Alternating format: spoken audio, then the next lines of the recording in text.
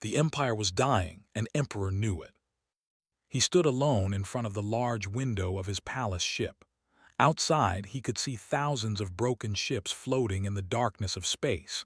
Metal pieces and bodies drifted slowly, spinning in the cold void. This was his third fleet, 40,000 warriors, dead, all of them.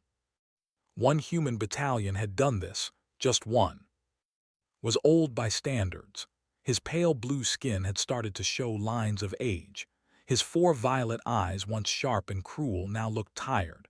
For 300 years his people had ruled this part of the galaxy. There were beautiful creatures, tall and thin, with silver blood and skin that glowed softly in the dark.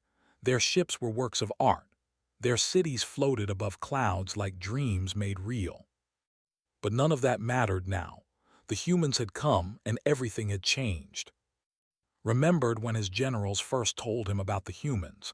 A young species, they said, primitive, emotional. They lived short lives and felt things too deeply. They would be easy to control, easy to enslave, easy to break. His generals were wrong. The humans did not break. When they took their colonies, the humans fought back. When they killed their families, the humans remembered. When they thought they had won, the humans returned with bigger ships, better weapons, and a rage that burned like a star. Now they were losing, battle after battle, fleet after fleet. The humans pushed deeper into space every month, and had no more tricks left to play. The door behind him opened with a soft sound. He did not turn around. He knew who it was. "Father!" The voice was soft and musical. Princess walked slowly into the room. Her silver hair fell past her shoulders like water. Her skin glowed with the pale light of royalty. She was beautiful, even by the high standards of their kind. She was also his only child, his only heir, his only hope. "The human delegation has arrived," said. "They are waiting in the reception hall." Finally turned to look at his daughter. She stood straight and proud, wearing ceremonial armor that had never seen battle, was trained in politics, in art, in the management of empire, but she had never killed anyone. She had never watched the light leave someone's eyes. In a way, was grateful for that. But that innocence would end today. "You understand what must happen," said. His four eyes widened. "Father, surely you do not mean to actually go through with this madness." "It is not madness, it is survival." Walked toward his daughter, his step slow and heavy. "The humans want peace, but they do not trust us. They have seen too much treachery over the years. They require something more than words on paper." "What do they require?" Reached out and took his daughter's hands. They were shaking. She already knew the answer. She just did not want to hear it spoken aloud. "A marriage alliance," said quietly. "Their greatest warrior will marry my only daughter. It is the only way to save our people from complete destruction."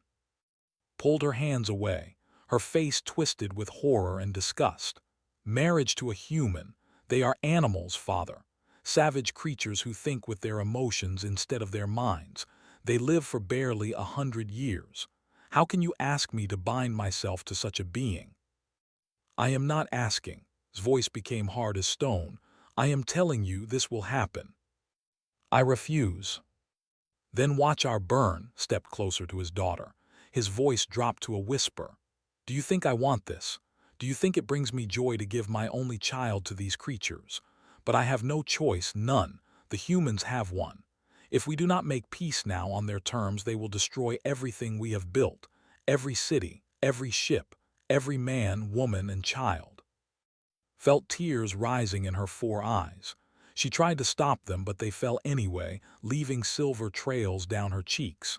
Did not cry in public. It was considered weak and shameful, but she could not help it. "Who?" she managed to ask. "Who is this warrior they want me to marry?" "His name is, he is a commander in the Terran Marine Corps." Moved to a nearby screen and pressed a button. An image appeared showing a human male. He was not tall or broad. His skin was brown, weathered by years of war. His black hair was cut short. A scar ran through his left eyebrow.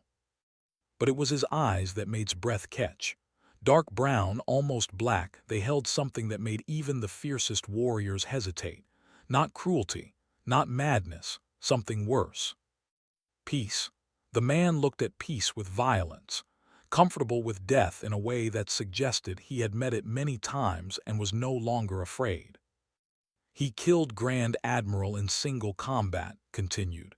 Cut through his personal guard of 20 warriors like they were nothing. The humans call him their champion, their best. Stared at the image. This plain, ordinary-looking creature had destroyed the greatest military mind in the Empire, had killed warriors who had trained for centuries. And now she was supposed to marry him. The ceremony will take place in 1 hour, said. You will smile, you will speak the words, you will do your duty to your people. Wanted to scream. She wanted to run. She wanted to find a weapon and fight her way to freedom. But she was a princess of the Empire and she understood duty. So she simply nodded, the tears still falling, and went to prepare herself for the end of her life as she knew it. The human delegation was smaller than expected. She stood in the great reception hall of the palace ship, wearing a dress made of woven starlight. It was the traditional garment for brides, passed down through generations of royalty. The fabric shifted colors as she moved, going from deep purple to bright silver. She should have felt beautiful. Instead, she felt like an animal being led to slaughter. 3 human diplomats entered first. They wore simple black clothes and carried data tablets. Their faces showed nothing. Behind them came 2 soldiers in heavy armor that hummed with energy. The armor was ugly thought, practical but ugly. No art to it at all. And then he walked in. Commander wore a simple military uniform, dark fabric with no decoration except for a small silver symbol on his collar. He moved differently from the other humans. They walked with purpose.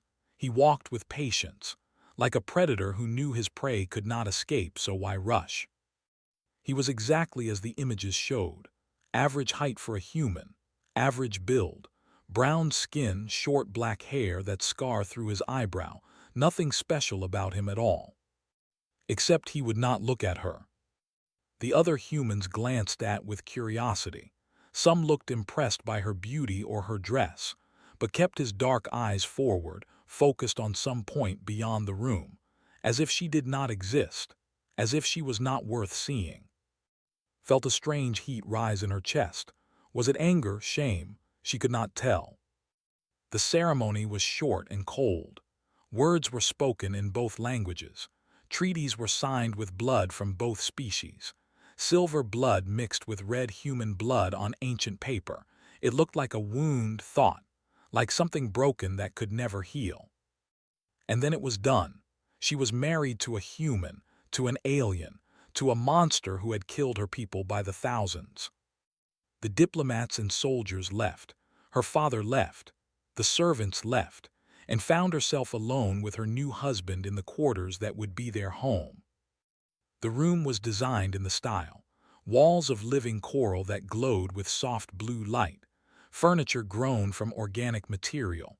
A large window showing the endless stars. It should have felt comfortable. Instead, it felt like a cage. Stood on one side of the room, stood on the other. The silence between them was thick enough to cut. You may leave, finally said. Her voice came out colder than she intended. I am sure my father has arranged separate quarters for you somewhere. He has not. His voice was deeper than she expected, quieter too, like distant thunder, and I would not take them if he had. Then sleep on the floor, human. I will not share space with a creature like you. A creature like what? Finally, he looked at her. His dark eyes met her 4 violet ones. There was no anger in them, no hunger or cruelty, only a tiredness so deep it seemed to go down to his bones. A savage, a monster, the butcher who killed your admiral. Lifted her chin. Yes, all of those things. Good. Moved to the corner of the room and sat down on the floor, his back against the wall. Then you understand what I am, and you understand that I do not want this marriage any more than you do. That surprised her. She had expected him to be pleased. proud even. He had won a princess as a prize of war. Most warriors would celebrate such a thing. "You do not wish to be married to royalty?" she asked. I did not wish to be married at all. He looked toward the stars. Something changed in his face. The tired warrior disappeared for a moment and saw something else underneath, something wounded. "I had a life before your empire came, a home on a small colony called 442B, a family, a grandmother who taught me to dance and fight and read old books."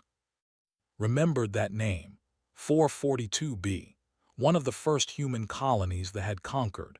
The operation had been considered a great success. "Your people took everything from me," continued. His voice did not rise or shake. It stayed calm and flat, which somehow made it worse. "Everything except my ability to take it back. So I joined the military. I trained, I fought, I killed, and I kept killing until your empire started to fall apart." "Then why agree to this?" demanded. "If you hate us so much, why not refuse? Why not demand my death instead of my hand?" Was quiet for a long moment. When he spoke again, his voice was softer. "Because I am tired of killing. Because every I do not have to kill is one more mother who gets to keep her child. One more family that stays whole." He closed his eyes. "And because someone once told me that the best warriors are not the ones who win the most battles. They are the ones who know when to stop fighting." Did not know what to say. She had expected a monster, a beast barely able to control its violent urges. Instead, she found something she did not understand. A man carrying grief like a stone around his neck. A killer who wished he did not have to kill. A warrior who wanted peace. "You are not what I expected," she admitted quietly. "Neither are you." His eyes opened, and for a moment she saw something almost gentle in them. "You cried at our betrothal ceremony. Your whole court saw it. You tried to refuse." Shame burned through. It was weakness, a moment of lost control. "No," he shook his head slowly. "It was the first honest thing I have seen from any in 6 years of war. That is why I agreed to this marriage. Because anyone brave enough to cry in front of their enemies might be brave enough to actually want peace." Turned away, walking toward the sleeping chamber. She needed to be alone. She needed to think about everything that had happened. But at the doorway she paused. "Good night, Commander," she said without turning around. "Good night, Princess," came the quiet reply. She closed the door between them, but she did not lock it. Weeks passed and began to see things differently. Every morning she woke to find already awake. He would be in the main room, moving through strange exercises. Not violent movements, but something graceful, almost like dancing. His body would flow from one position to another, smooth and controlled, sweat making his brown skin shine in the soft light. For many days, watched from her doorway without speaking.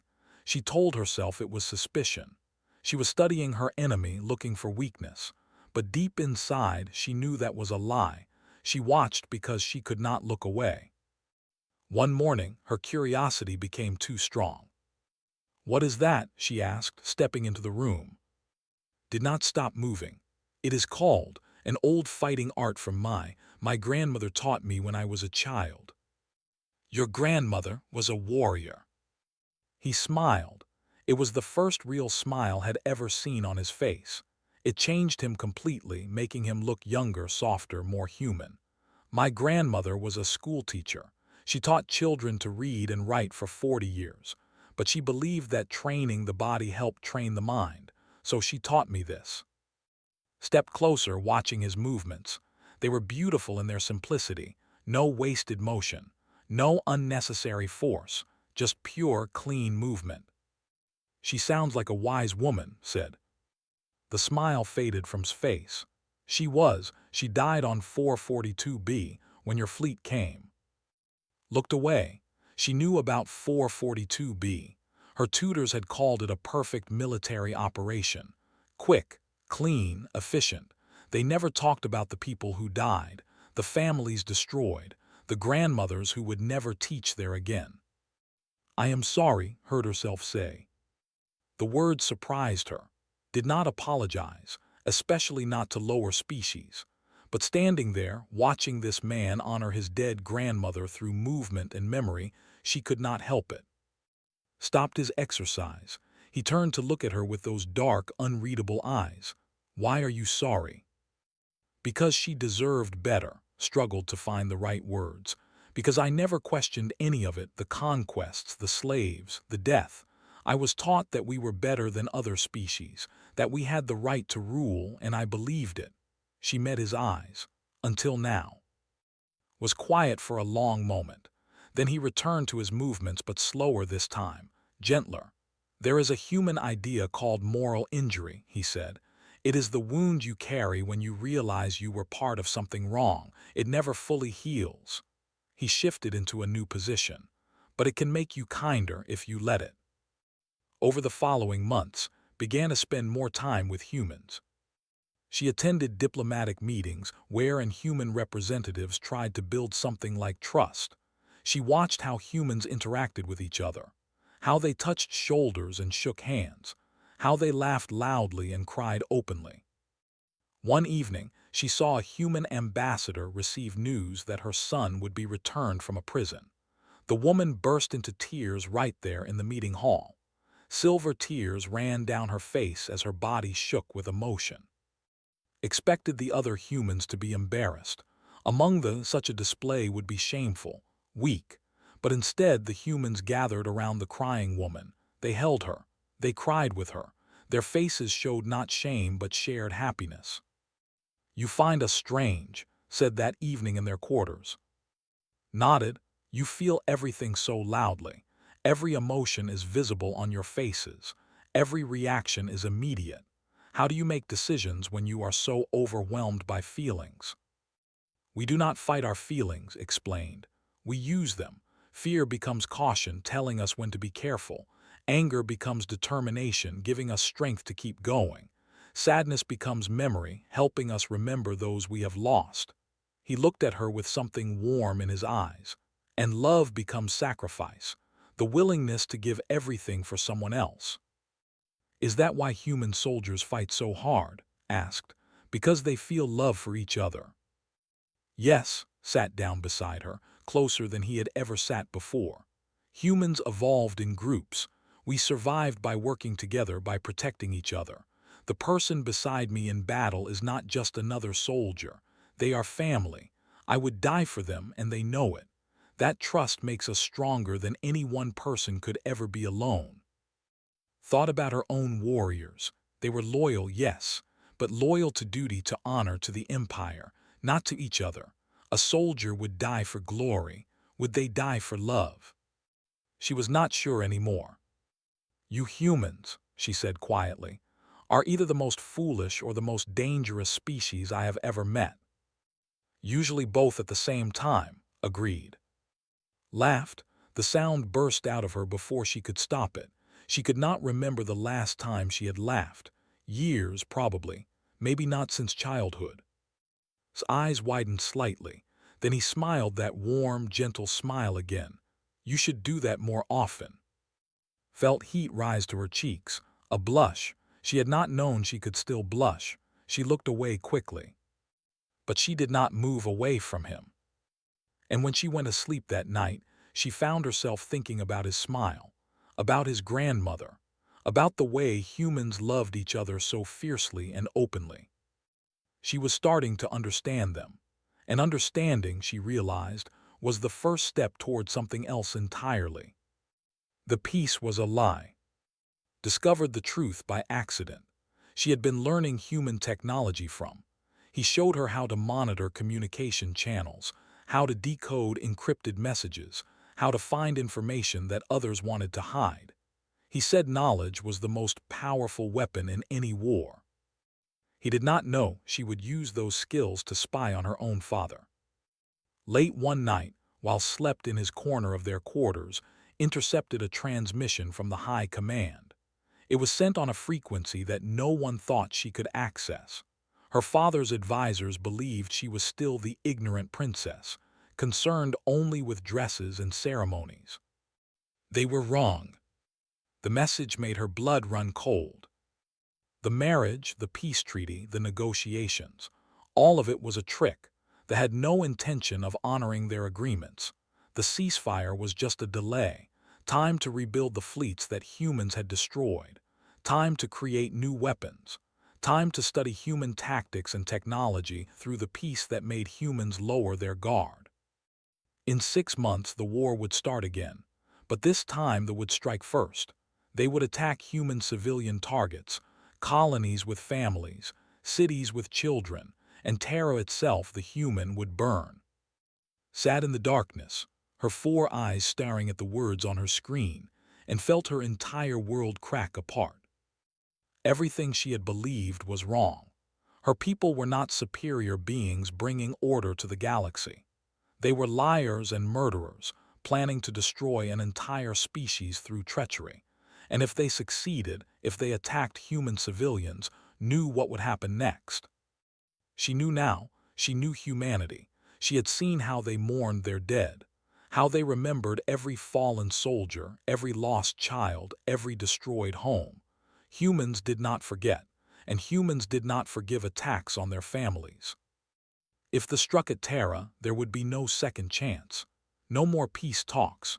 Humanity would respond with everything they had. All their terrible creativity, all their capacity for love twisted into rage, all their grief transformed into vengeance. They would be wiped from the galaxy. Not one world, not one city, everywhere would die, because humans could not allow such an attack to go unanswered. Their love demanded justice. Had to tell. But how could she?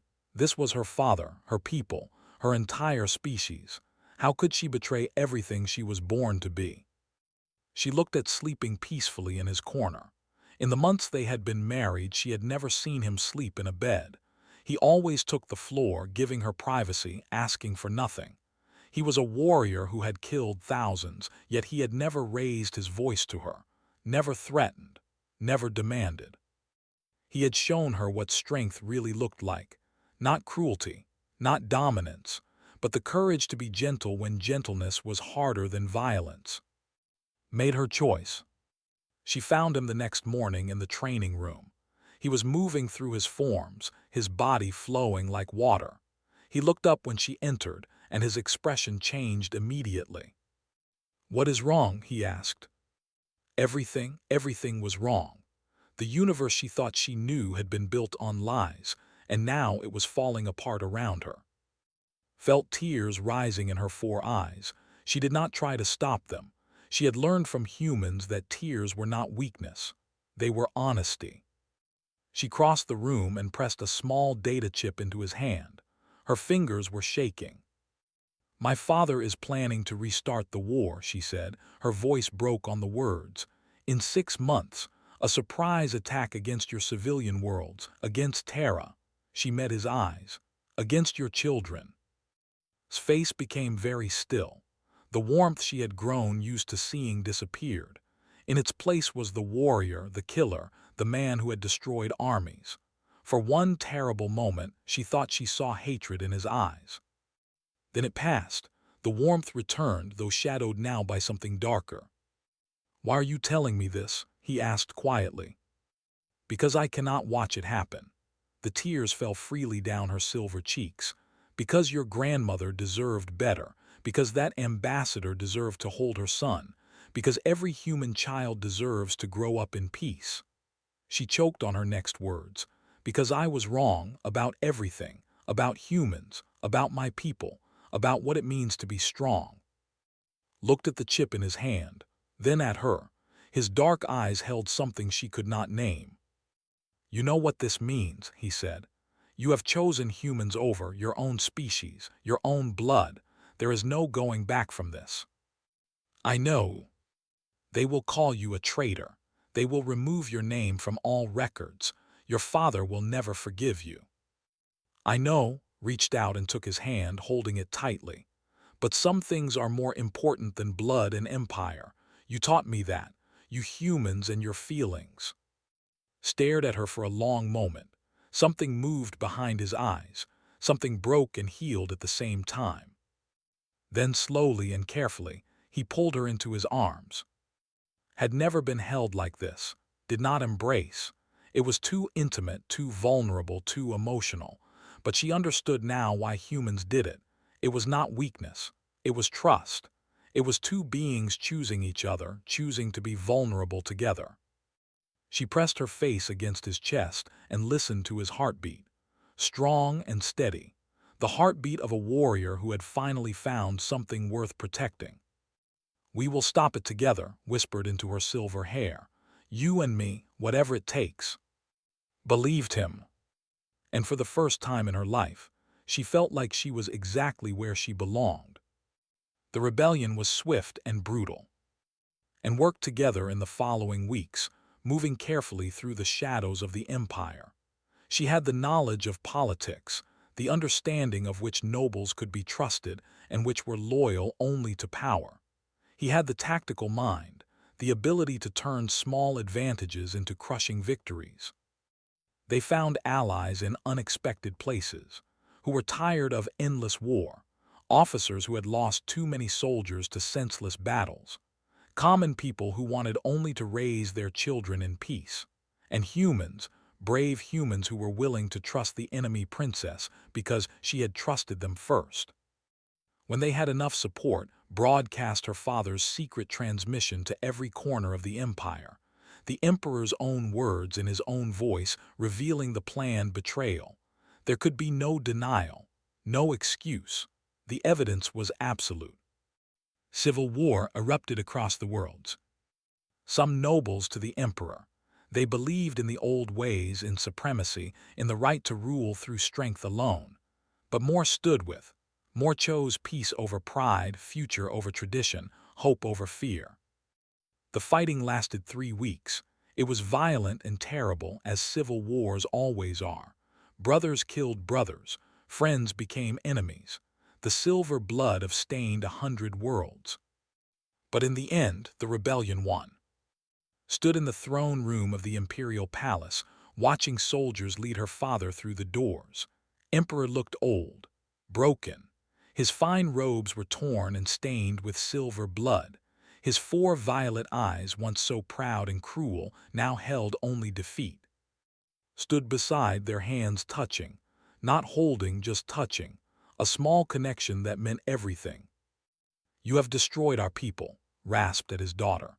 "Ruined everything our ancestors built over 300 years. "No, father." His voice was calm and strong. "I saved our people. The empire you built was founded on cruelty and lies. It would have consumed us all in the end. It would have made us monsters." "We were already monsters," spat. "That is what empires are. That is what strength requires." Shook her head slowly. "That is what I used to believe too. But humans taught me something different. They showed me that real strength is not about hurting others. It is about protecting them, about choosing love even when hate is easier."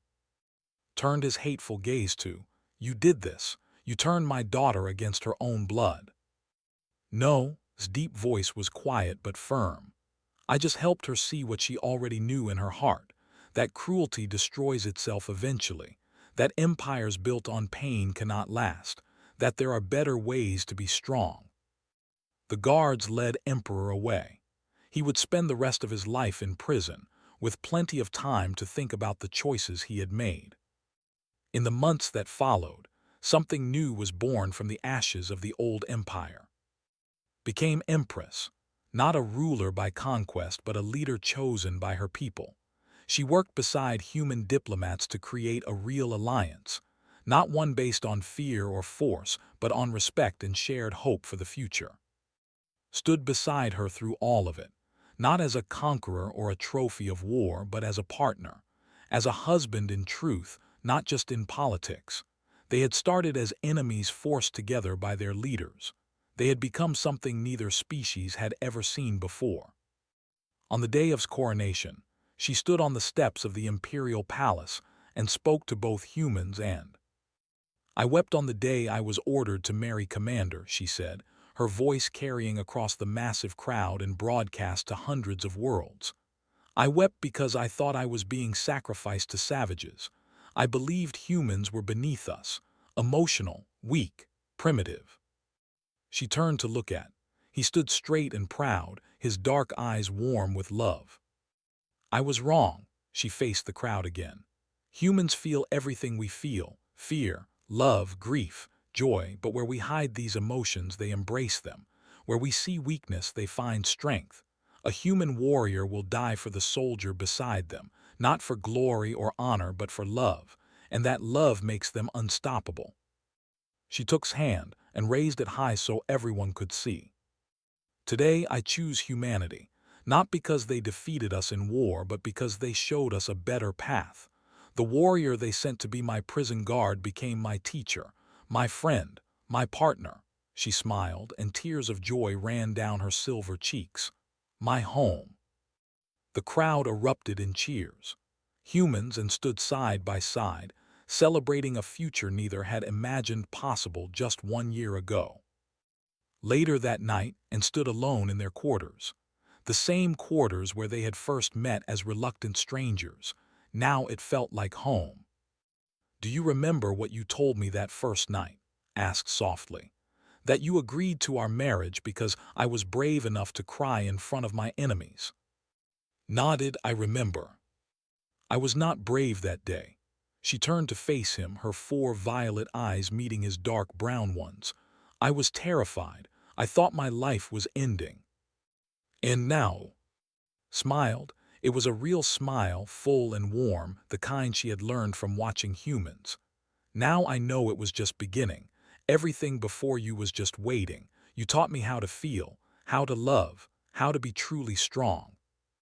Pulled her close, wrapping his arms around her. She rested her head against his chest, listening to his heartbeat just as she had on the day she chose to betray her father and save 2 species from destruction. "We humans have a saying," murmured into her silver hair. "Home is not a place, it is a person." "Then I am home," whispered back, "forever." Outside their window the stars shone cold and eternal, but inside there was warmth, there was love, there was hope for a future where 2 species, once enemies, could learn to be family. And that was the most human ending of all.